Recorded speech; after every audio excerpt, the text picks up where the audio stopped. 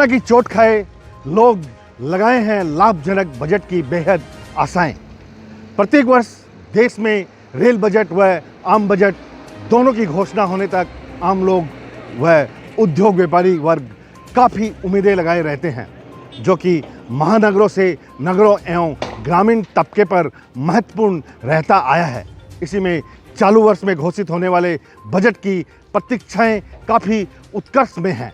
असम वासियों समेत डिब्रूगढ़ जिले में भी बजट कितना खरा उतरता है, कितना फायदेमंद रहेगा, इस पर काफ़ी अर्थशास्त्रियों में भी चर्चाएं चरम पर है। डिब्रूगढ़ में आम नागरिकों से मध्य वर्ग, उच्च वर्ग या छोटे बड़े व्यापारी आदि ने बजट के पूर्व लाभजनक बजट मिलने की उम्मीद की है। इस पर काफ़ी तबके ने स्पष्ट अपनी राय व्यक्त करके कहा है कि वर्ष 2020 में कोरोना वायरस महामारी ने संपूर्ण अर्थव्यवस्था की दुर्दशा कर दी थी।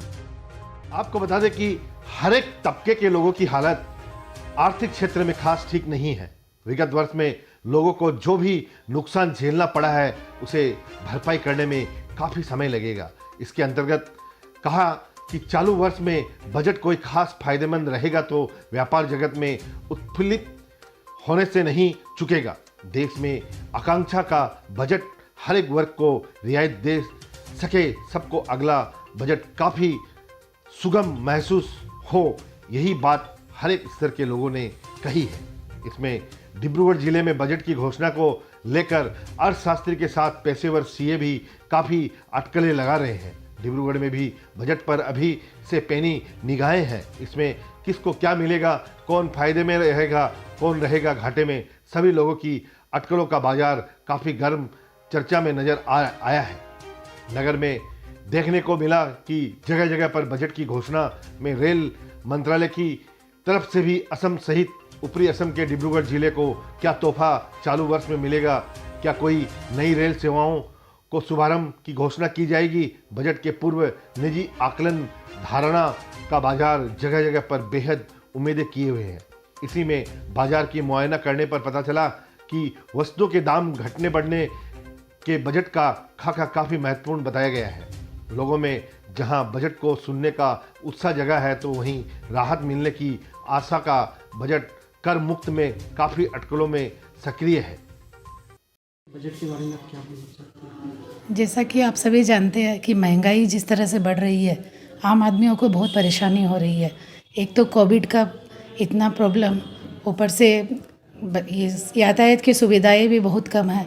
तो आसाम ऐसे बहुत पिछड़ा हुआ है, फिर भी यहाँ सुविधा उस तरह से नहीं मिल पाती है। आम लोगों को काफ़ी तकलीफ़ें झेलनी पड़ती है। हम चाहते हैं कि सबसे अच्छी हो, अगर आमदनी आदमियों की ऐसी ही कम है तो अगर सब कुछ सस्ता हो तो सब आदमियों को सुविधा मिलेगी। देखिए, कोरोना महामारी के बाद जो देश और पूरे विश्व में जो आर्थिक स्थिति हुई है, व्यापार बंद हुआ, लॉकडाउन वगैरह हुए, उसको देखते हुए हम तो यही आशा करते हैं कि अपनी आदरणीय वित्त मंत्री जी निर्मला सीतारमण जी से यही अनुरोध है कि ये बजट ग्रोथ ओरिएंटेड हो। नया टैक्स वगैरह कुछ भी नहीं और लगाना चाहिए और टैक्स बेस को जितना बढ़ाए उस पर ज़्यादा फोकस करना चाहिए।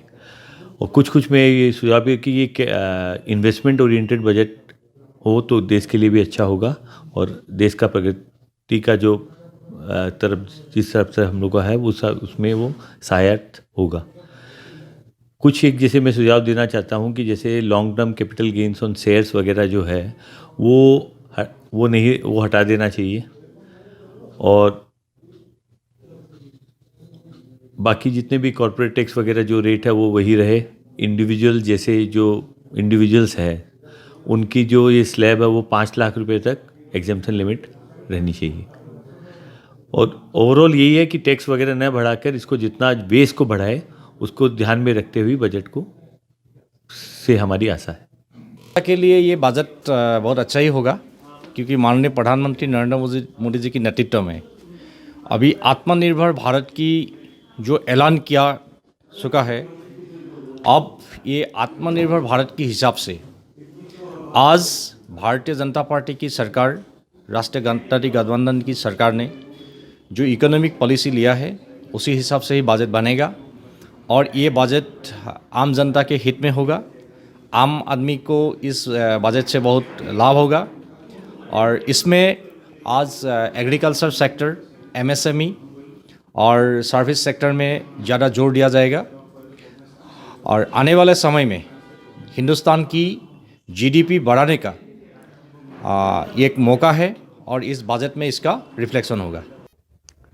इस बारे में नगर में आम नागरिकों से लेकर व्यापारी सभी से हमने जानने की कोशिश की कि लोग बजट को लेकर काफ़ी उम्मीद लगाए हुए हैं। लोगों ने बताया कि सवाल यह है कि सरकार आखिर किसको फ़ायदा पहुंचाने में चालू वर्ष का बजट तैयार की है, उसी की प्रतीक्षाएं देशवासियों सहित असम वासियों, डिब्रूगढ़ वासियों की है। डिब्रूगढ़ से अरुण कुमार जैन के साथ कैमरा पर्सन मुन्ना घटवार, सूचना इंडिया के लिए।